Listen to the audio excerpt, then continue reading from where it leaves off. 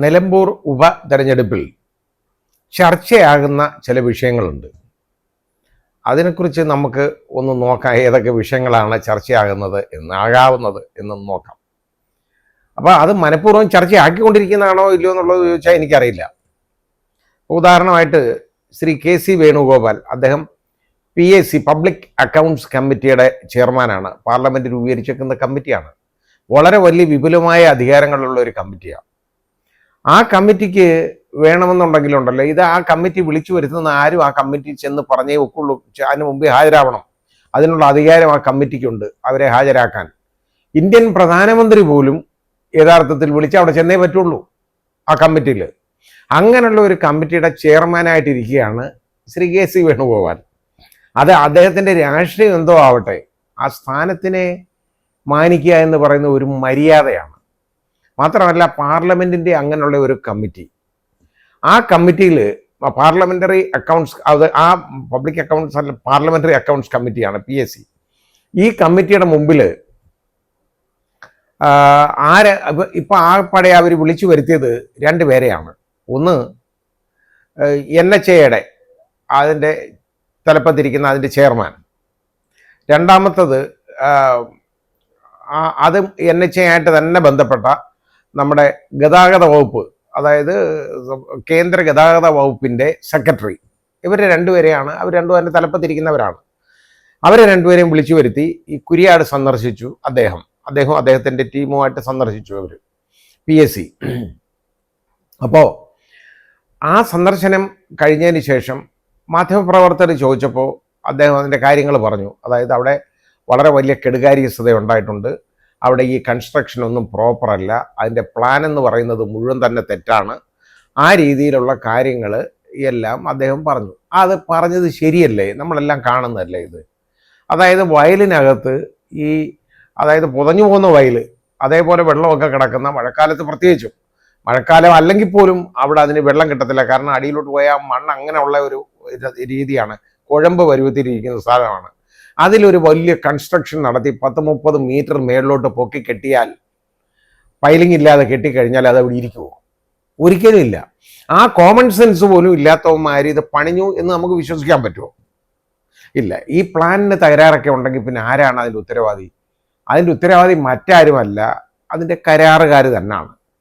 ഇപ്പോൾ മേഘ കൺസ്ട്രക്ഷൻസ് ഒരു ഭാഗം, അത് കഴിഞ്ഞിട്ട് ഒരെണ്ണം ഇപ്പോൾ ഹൈദരാബാദ് കമ്പനി, അതിന് അടുത്ത് മറ്റ് ബാക്കിയുള്ള സ്ഥലങ്ങൾ.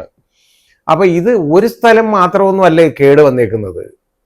ഈ ഹൈവേ എന്ന് പറയുന്നത് എല്ലാവർക്കും ഇഷ്ടമാണ്, കാരണം അത് അത്രത്തോളം നല്ലതാണ്, നമുക്കൊക്കെ വേണ്ടതാണ്. എക്സ്പ്രസ് ഹൈവേ നമ്മുടെയൊക്കെ ഒരു സ്വപ്നമാണ്, അത് സാക്ഷാത്കരിച്ച് കാണുന്നത് വളരെ ഇഷ്ടവുമാണ്. അത് എത്രയും പെട്ടെന്ന് പണി തീർക്കുകയും വേണം, അതും വേണ്ടതാണ്, അതിന് സംശയമൊന്നുമില്ല. പക്ഷേ അത് നമുക്ക് വേണ്ടത് എന്താണ്? എങ്ങനെയെങ്കിലും ഒരു റോഡ് കിട്ടിയാൽ പോരാ. നമ്മൾ ഇതേപോലെ സ്പീഡിൽ സഞ്ചരിക്കുമ്പോൾ അതിൻ്റെ സുരക്ഷിതത്വം നൽകുന്ന ഒരു റോഡ് കിട്ടണം, അതാ വേണ്ടത്. പിന്നെ അത് മാത്രമല്ല, ഇപ്പോൾ അതിനകത്ത് ഈ മുച്ചക്ര വാഹനങ്ങൾ, ഓട്ടോറിക്ഷ, അതേപോലെ തന്നെ 2 വീലേഴ്സ്, ഇതൊന്നും കയറാൻ പാടില്ല ഇതിനകത്ത്, ശരിയുമാണ്. പക്ഷേ അതിനു വേണ്ടി സഞ്ചരിക്കാൻ വേണ്ട പാകത്തിലുള്ള സർവീസ് റോഡുകൾ, സൈഡിലെ റോഡ് കിട്ടണം. അതില്ലെങ്കിൽ പിന്നെ ഈ കാർ ഓടിക്കുന്നവനും ലോറി ഓടിക്കുന്നവനും ബസ് ഓടിക്കുന്നവനും മാത്രമാണോ ഈ പണം, ടാക്സ് കൊടുക്കുന്നത് ഈ നാട്ടിൽ? അല്ലല്ലോ. ഈ പാവങ്ങളും ടാക്സ് കൊടുക്കുന്നവരല്ലേ. അപ്പം അവർക്ക് ആകെപ്പാടെ കിട്ടുന്നത് 6.25 മീറ്ററോ എന്തോ ആണ്. അത് യഥാർത്ഥത്തിൽ തുലവും പരിമിതമാണ്, അത് വളരെ ചെറുതുമാണ്. പക്ഷെ അങ്ങനെ ഉള്ളപ്പോൾ പോലും അതിന് വേണ്ട ഒരു സംരക്ഷണം തന്നെ ഇല്ലാത്ത ഒരു സ്ഥിതിവിശേഷമാണ് ഉള്ളത്. ഇത് ആ റോഡ് മുഴുവൻ ഇടിഞ്ഞു പോകുന്ന ഒരു രീതിയിലേക്ക് പോയിക്കൊണ്ടിരിക്കുകയാണ്. കാര്യം ഇത് താഴോട്ട് ഇരുത്തും, അതെല്ലാവർക്കും അറിയാം. ഇത് ഒരു ഭാഗമല്ല ഇരുത്തിയേക്കുന്നത്, വേറെ ഒരു ഭാഗം ഇരുത്തിയത് കാസർഗോഡ് ജില്ലയിലുള്ള ഒരു ഭാഗം ഇരുത്തിയേക്കുന്നതാണെന്നുണ്ടെങ്കിൽ അത് കണ്ടാൽ നമുക്കറിയാം. ഏതാണ്ട് ഒരു 6-7 ഇഞ്ചോളം ഒരു ഭാഗം അങ്ങ് താഴോട്ട് ഇരുത്തിയിട്ടുണ്ട്. അത് ആ കട്ടകൾ നിരത്തി വെച്ചേക്കുമ്പോൾ അതിൻ്റെ ലൈൻ നോക്കിയാൽ അറിയാം, അത് പെയിൻ്റ് അടിച്ച് മറച്ചേക്കാണ് ആ ഭാഗം. അതേപോലെ തന്നെ വലിയ വിള്ളലുകൾ വീഴും. വിള്ളലുകൾ വീഴുമ്പോൾ ചെയ്യുന്ന പണി എന്താ? അതിനകത്ത് പറഞ്ഞ ടാർ എടുത്തൊഴിക്കും.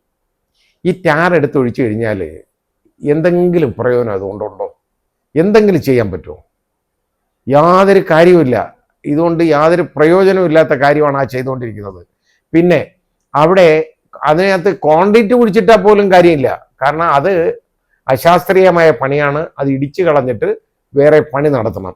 ഇപ്പം ഏതായാലും ഒരു ഭാഗം ഈ കുരിയാട് തന്നെ അത് വയാഡക്റ്റ് നിർമ്മാണത്തെ കുറിച്ച് ഉള്ള ഒരു ആലോചനയാണ്. അങ്ങനെ ചെയ്യാം എന്ന് പറഞ്ഞു. അത് മൊത്തം ഇടിച്ചു മാറ്റി അത് ചെയ്യണം. അത് ചെയ്തേ പറ്റൂ. അതിനൊക്കെ സമയമെടുക്കും കേട്ടോ. നമ്മൾ ഈ പറയുന്ന പോലൊന്നും അല്ല. അത് അത്ര ഫാസ്റ്റായിട്ടൊന്നും ചെയ്യാൻ പറ്റത്തില്ല. എന്നാലും കഴിയുന്നിടത്തോളം ഫാസ്റ്റായിട്ടൊക്കെ ചെയ്യണം. കാരണം എത്രയും പെട്ടെന്ന് നമുക്ക് റോഡിൻ്റെ ഉപയോഗം ഉണ്ടാകണം ജനങ്ങൾക്ക്. അപ്പോൾ ഇത് പറഞ്ഞതിന് മുഹമ്മദ് റിയാസ്, നമ്മുടെ പൊതുമരാമത്ത് വകുപ്പ് മന്ത്രി, അദ്ദേഹത്തിൻ്റെ ഒരു മറുപടി വന്നു എന്നറിയാം. NH-66 കാലനാണ് ശ്രീ വേണുഗോപാലിനെ പോരെങ്കിൽ പുള്ളിക്ക് അറിഞ്ഞുകൂടാ കേട്ടോ. PSCയുടെ ചെയർമാൻ, അത് ആലപ്പുഴ MP അല്ലേ? അതറിയാൻ വയ്യ.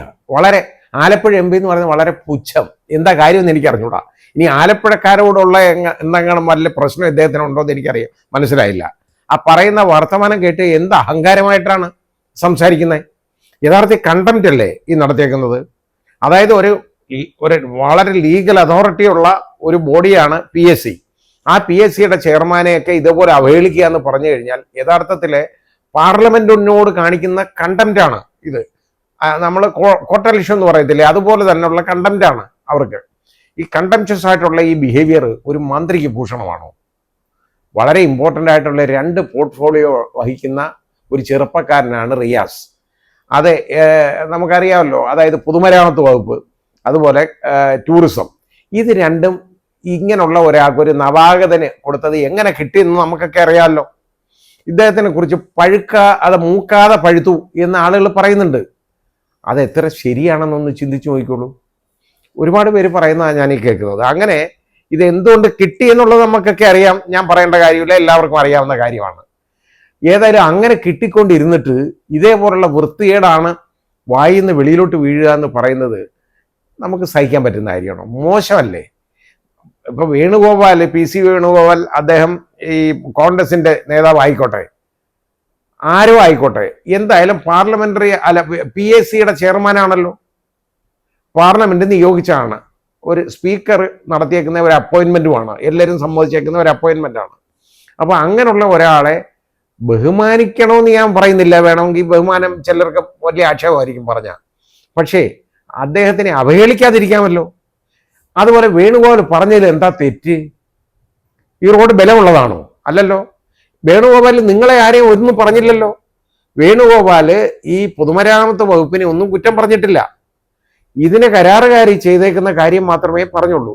അതൊക്കെ വരുന്നുടനെ ഈ വിഷയം യഥാർത്ഥത്തിൽ ഈ രീതിയിലുള്ള പെരുമാറ്റം. എന്നിട്ട് ഞാൻ ചോദിക്കട്ടെ, ഞാൻ അതിനു മുമ്പ് അവിടെ പോയി ഇവിടെ പോയി എല്ലാ ആഴ്ചയും ഞങ്ങൾ ഒന്നിച്ചൊരു ടീമായിട്ട് അങ്ങോട്ട് ചെന്നിട്ട് ഇവിടെ ചാടും അവിടെ ചാടും, എല്ലാ ജില്ലയിലും ചാടി നടന്നെന്നൊക്കെ പറഞ്ഞ ആളുകൾ ഇതുവരെ ഈ പൊതുമരാമത്ത് വകുപ്പ് മന്ത്രിക്ക് അവിടെ ഒന്ന് സന്ദർശിക്കാൻ പറ്റിയിട്ടില്ലല്ലോ കുരിയാട്. അതിനെക്കുറിച്ചും മാധ്യമ പ്രവർത്തകൻ ചോദിച്ചു എന്താണെന്ന്. അത് വേറെ ചില കാര്യങ്ങൾ പറയും. അരി എത്രയാന്ന് ചോദിച്ചാൽ പയർ അഞ്ഞാഴി എന്ന് പറയുന്ന വർത്തമാനം പറഞ്ഞുകൊണ്ടിരിക്കുന്ന കണ്ടു. നാണമില്ലേ നിങ്ങൾക്ക്? പൊതുമരാമത്വം വഹിച്ചുകൊണ്ട്, എൻ്റെ ചുമതലയും വഹിച്ചുകൊണ്ട് ഇതുപോലുള്ള വർത്തമാനമാണോ പറയേണ്ടത്? ഇത് യഥാർത്ഥത്തിൽ നിലമ്പൂർ ചർച്ചയാവാൻ ഉള്ള ഒരു വിഷയമാണ്. ഇത് ചർച്ചയായേക്കാൻ സകല സാധ്യതയുണ്ട്. അതേപോലെ തന്നെയാണ് ഈ തെരുവിൽ കിടന്ന് ഭിക്ഷയാചിക്കുന്ന പോലെ കിടന്ന് സമരം ചെയ്യുന്ന നമ്മുടെ കുറേ സഹോദരിമാരും അമ്മമാരും ഒക്കെ ഇല്ലേ, ആശമാര്. അവരുടെ പ്രശ്നം അത് യഥാർത്ഥത്തിൽ ഈ തെരഞ്ഞെടുപ്പിൽ പ്രതിഫലിക്കാവുന്ന ഒരു ചർച്ചാ വിഷയം തന്നെയാണ്. ബാക്കി പിന്നെ അൻവർ വിഷയമൊന്നും ഞാൻ പറയുന്നില്ല എന്ന് ഞാൻ പറഞ്ഞു കഴിഞ്ഞാണ്. അദ്ദേഹത്തിന് ഒരുപാട് സ്വപ്നങ്ങളൊക്കെ ഉണ്ട്. കാരണം യു ഡി എഫുകാർക്ക് അദ്ദേഹത്തിനെ വേണ്ട എന്ന ഒരു വെളിവാക്കി. പക്ഷേ UDFകാർക്ക് അടുത്ത ഇലക്ഷന് കൊടുക്കണമെന്നുണ്ടെങ്കിൽ VD സതീശൻ മുഖ്യമന്ത്രിയാവാൻ പാടില്ല. അതേപോലെ അദ്ദേഹത്തിന് ആഭ്യന്തരവും അതുപോലെ വനം വകുപ്പും, അത് രണ്ടും കൂടെ എങ്ങനെ ചേരുന്നതെന്നുള്ളത് എനിക്കറിഞ്ഞൂടാ. ഏതായാലും ഇതൊക്കെ വേണം. അതിനൊക്കെ അദ്ദേഹത്തിന് യോഗ്യതയുണ്ടോ ഇല്ലയോ എന്നുള്ളത് അദ്ദേഹം തീരുമാനിക്കുന്ന നമ്മളൊന്നും അല്ലല്ലോ. കാരണം അദ്ദേഹം തന്നെ തീരുമാനിച്ചു അദ്ദേഹത്തിന് യോഗ്യതയുണ്ട്, അതുകൊണ്ടായിരിക്കുമല്ലോ അദ്ദേഹം ആവശ്യപ്പെടുന്നത്. പക്ഷേ അങ്ങോട്ട് കൊടുക്കാമെന്ന് എന്ന് പറഞ്ഞാലും, സപ്പോർട്ട് കൊടുക്കാമെന്ന് പറഞ്ഞാലും അവർ വേണ്ടെന്ന് പറഞ്ഞാൽ ഇനി ഓടിച്ചിട്ട് സപ്പോർട്ട് കൊടുക്കാൻ പറ്റുമോ? വലിയ ബുദ്ധിമുട്ടല്ലേ? അവർക്ക് വേണ്ട, പക്ഷെ ഞാൻ കൊടുത്തേ അടങ്ങും. കൊടുക്കണമെങ്കിൽ ഇങ്ങനെയൊക്കെ വേണം. എന്ന് പറഞ്ഞാൽ അത് അവരും കൂടെ തീരുമാനിക്കണ്ടേ വേണോ വേണ്ടതെന്ന്. അങ്ങനെയുള്ള പ്രശ്നമുണ്ട്. ഇത് യഥാർത്ഥത്തിൽ ഇങ്ങനെയുള്ള വിഷയങ്ങളൊക്കെ ഈ തെരഞ്ഞെടുപ്പിൽ പ്രതിഫലിക്കാവുന്ന കാര്യങ്ങളാണ്. ഇപ്പോൾ ഏതായാലും എനിക്കൊരു പ്രതീക്ഷയുണ്ടായിരുന്നു, ശ്രീ അൻവർ അദ്ദേഹത്തിൻ്റെ നോമിനേഷൻ ഇന്നലെ വിഡ്രോ ചെയ്തില്ല. അദ്ദേഹം മത്സര രംഗത്ത് മുമ്പോട്ട് പോകാൻ തന്നെ തീരുമാനിക്കുകയാണ്. അതിൻ്റെ റിപ്പർക്കഷൻസ്, അതിൻ്റെ പ്രതിഫലനങ്ങൾ ഏതിലൊക്കെ ഉണ്ടാവും എന്നുള്ളത് നമുക്കറിയില്ല. അദ്ദേഹം എത്ര വോട്ട് പിടിക്കും എന്നുള്ളത് അനുസരിച്ചിരിക്കും രണ്ട് സ്ഥാനാർത്ഥികളുടെയും, അതായത് UDF LDFിൻ്റെയും ജയപരാജയ സാധ്യതകളെന്ന് പറയുന്നത് അതിനെ അനുസരിച്ചിരിക്കും എന്നെനിക്ക് തോന്നുന്നു. കാരണം അത് ആരുടെ വോട്ടാ പിടിക്കുന്നത് എന്നൊക്കെ ഉള്ളത് അനുസരിച്ചിരിക്കും.